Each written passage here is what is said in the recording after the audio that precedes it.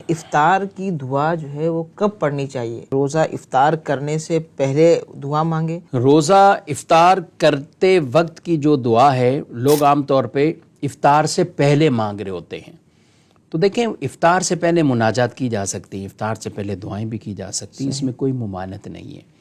لیکن جو خاص طور پر روایت میں جو الفاظ ہیں، کلمات ہیں، جو دعا موجود ہے، مختلف کلمات ہیں، اس میں عام طور پہ ہمارے ہاں جو معروف ہے اللہم لک صمت وعلی رزقک افطرت، اور بعد میں کچھ اور وسعت کے ساتھ ہیں اللہم لک صمت وبک آمنت وعلیک توکلت وعلی رزقک افطرت۔